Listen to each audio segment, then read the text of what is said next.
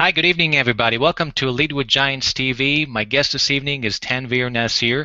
He's the author of Leadership Vertigo, Why Even the Best Leaders Go Off Course and How They Can Get Back on Track. Good evening, Tanveer. Welcome to our show. Hey, good evening, Tal. It's good to see you again. It's great to see you again. I know you're a busy man running around, so thank you so much for your time for joining us. And also we have Liz Stencelli and Sherry. So guys, say hello to everybody. Hello, everyone. And Sherry's with us, so she's just going to unmute.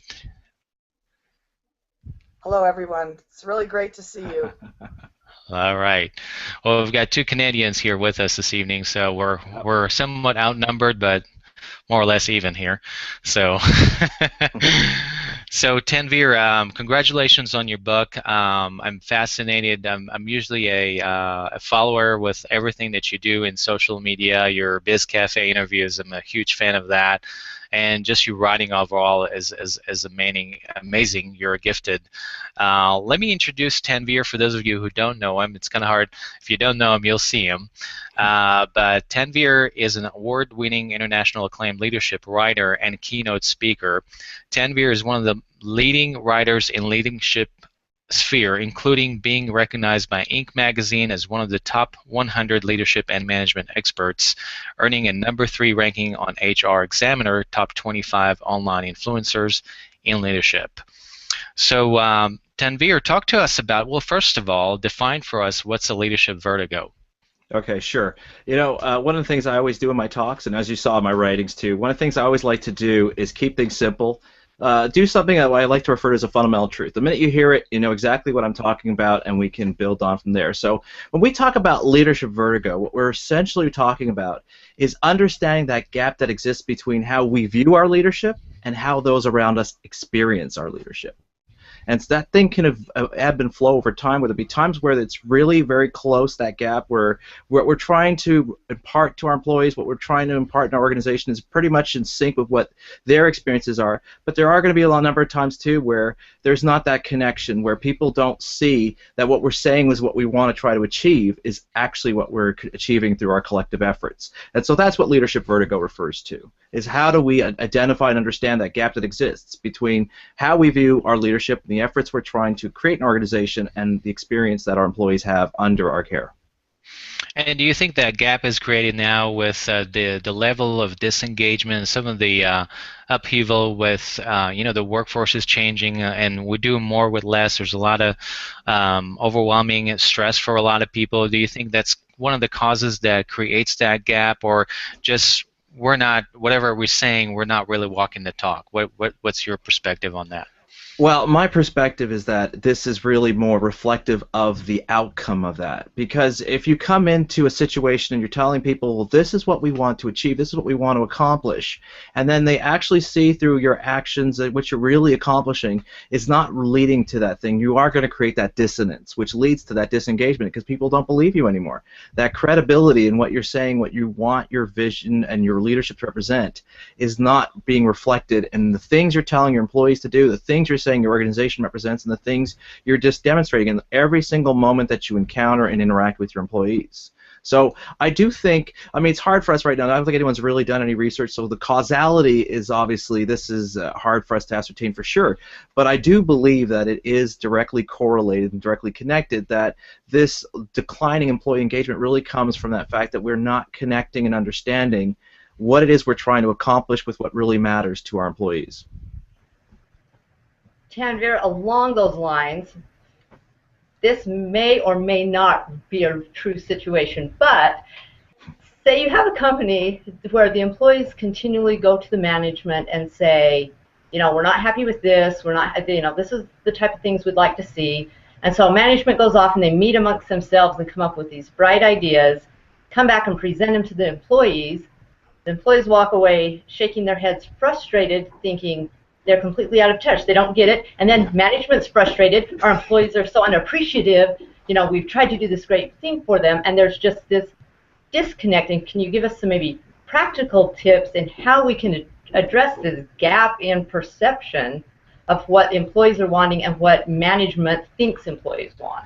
You know, I don't know if some of you noticed, but I started smiling during part of your scenario, Elizabeth, because right there in, like, I think the second step of the process was really the problem, which is that they did the good part. They did the first step right. They went to understand what exactly is the pain point in our organization. Where are we not living up to your expectations? What it is that we need to provide you to do your jobs well. But then we get things wrong, where we go off on our own. We meet with our little team of trusted advisors and say, what is it that we need to do, and the things. And then we got our whiteboards out. And we're writing all these ideas of things that we need to do, and the things our employees should be doing. By the way, because it's always never just, well, we're going to do this. It's always like, well, they should be doing more of this. They should be doing more of that, and so forth.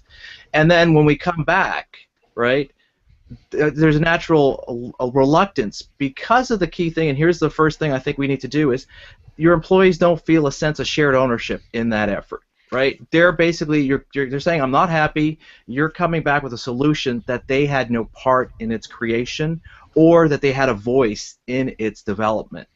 Now, one of the things that you know, in my book I talk about is the importance of engendering a sense of community, what we call build communities. This is one of the 4 leadership principles in the book. And the idea that we have to recognize in building that sense of community is that we have to start up by making sure people feel a sense of shared ownership in our collective efforts. And a great example that can illustrate this for everyone in a real succinct way is if you look at the speech that John F. Kennedy gave about sending a man to the moon. In that speech, he didn't give exactly how we're going to do it. You know, he just said, this is the vision, this is the mandate, this is the time frame. And he also said these are the people who we're going to be putting in charge to do it. But then he let them, the other people, come in and insert themselves into that narrative so that they can feel that they're part of that story. And there's a great example that demonstrates how well that worked, where a group of visitors were coming to NASA during the Apollo mission. And they were touring a facility, and they saw this guy walking by in a lab coat. And they said to him, hey, what do you do here at NASA? And the guy looked at him matter-of-factly and said, I'm helping to put a man on the moon. But what these guests didn't realize is that this wasn't one of the scientists, he wasn't one of the engineers, he was the janitor. He was the guy who picks up the trash in the building.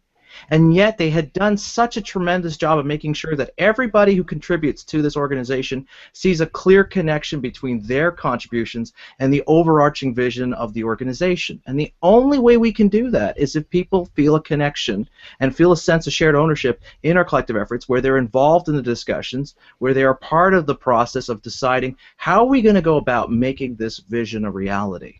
And that's what I think is the key thing that's missing in that discussion, which is why, again, you know, leaders go back frustrated, because they spend all this time and effort, think they came up with the perfect solution, which probably it is based on what they're working from, but they're working on the assumptions of what they see as being the real issues, and not really involving their employees to get down into the more macro level to really understand the things that they need to be addressing.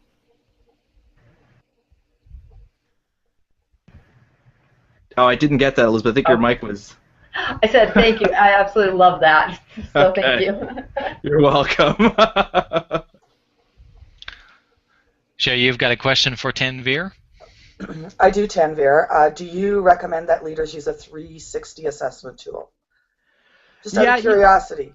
You can use it. I mean, like, the problem, I'll tell you what I have with 360 assessments, because I've had people use it. The problem is, and this is something I discussed in one of my recent talks, because I was seeing this kind of behavior going on at the conference. Leaders right now are just so consumed with so much things to have to do. I mean, there are emails that are constantly coming at you from different angles and different people, because at the end of the day, you might have 10 people working under you, let's say. And those 10 individuals will look to you and say, I'm sending you 4 emails about a particular situation. From their vantage point, it's just 4 emails. But what they're not realizing is that, yeah, you're one person, I got 9 others. So multiply that by a factor of 10, and that's 40 emails I'm getting in one day just from my team that I have to get through and address and look into and so forth. And that's on top of the stuff that I'm getting outside of my team, from the other people, the other executives in our organization, from our customers, from support teams and so forth. So we're managing a lot of stuff. And the danger I see with 360 assessments is that we can turn them into a bit of a crutch, where this is the one time in the year we're actually going to sit down, we're going to discuss with our employees what are the things that they want to accomplish, where do they feel like they could have done a better job, where do we think they could have done a better job, where are areas that we want them to look and improve, where are the areas that they want to explore for career development. But the problem is things are accelerating at such a fast pace, we can't just do a 360 assessment once and forget it.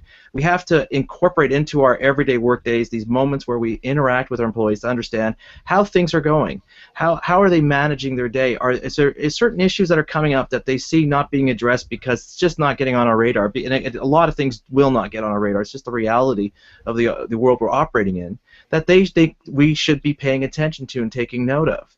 There's so many leaders I've met with and discussed that are some of the ones we just admire and respect, and it's amazing how so many of them, those little minute details that most of us probably don't pay much attention to, never loses their radar because they say to us, like, Tanveer, those little moments where I'm just like, I got to talk to this person, that's the critical touch point because I'm informing the person not so much in what I'm saying, but in that simple action of saying, look, this is important, I need to talk to this person.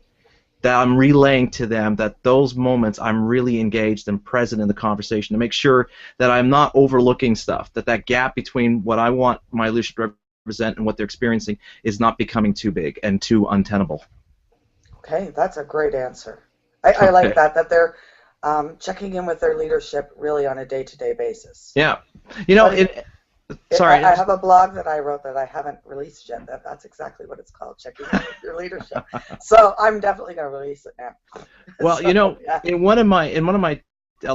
of my talks, I do this exercise because I want people to understand that there's actually, you know, to give the pressure off. Look, it's not that we're being bad leaders. There is actually a neuroscience element behind this. So in terms of how our brain operates, you know, we often hear how our brain is probably the fastest computer in the world right now.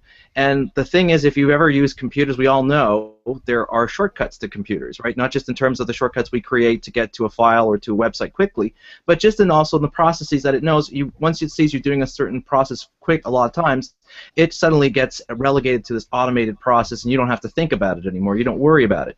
Our brain operates the same way. And so I've done this exercise with leaders to recognize how easily we can suddenly fall into that trap of just looking at our employee a certain way and then just treating them as always being that person who does that. And then suddenly that person feels basically relegated to a very minor role, a very insignificant part of the organization. And then, of course, going back to what Tal brought up at the beginning, we end up with those high levels of employee disengagement because people don't feel like they're truly valued for what they can bring to the organization.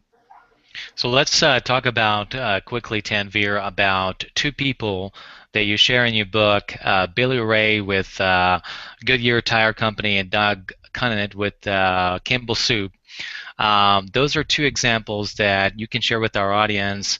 Really, beyond the theories and everything, these people live their message every day and they walk the talk. So talk to our audience about these two folks and how they made a difference in their organization.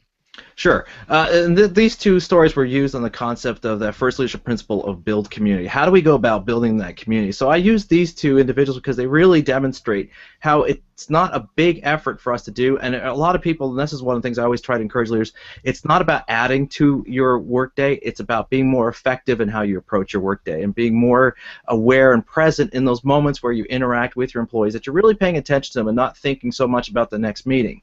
Now, so I'll start with the first story, Billy Ray Taylor. At the time that I wrote this thing, he was the manager at a Goodyear plant in the States. And now if you can imagine a manufacturing plant in the States, this isn't one of the top type of organizations or profit-making organizations you're going to find. And so obviously he was brought in there to try to turn it around because his plant wasn't doing very well. They had branches overseas that were doing far more effectively. And so there was basically a look of, if he couldn't turn it around, we're basically going to ship this work overseas where we can do it more effectively and at a greater profit margin.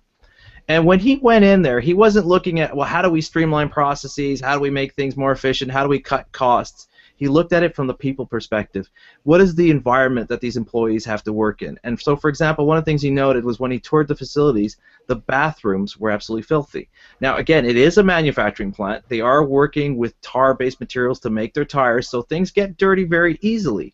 But for him, that still didn't mean that people could not go and have a place where they could wash up and get the dirt and grime off of them and feel like they're just not living in this environment of grime and filth. And rather than going and berating the cleaning crew, because obviously this had become the level of expectation in terms of cleanliness in this organization, he didn't berate them. Instead, he asked, could I have some cleaning materials because I need to clean the bathroom. Now, at this moment, they're all freaking out, thinking, oh my God, we're going to get in trouble. He's not happy with the level we cleaned this at and so forth. So they're like, oh, we'll do it. No, no, no, it's okay. I want you to take care of those other things you were doing already. I'll take care of this. I have time.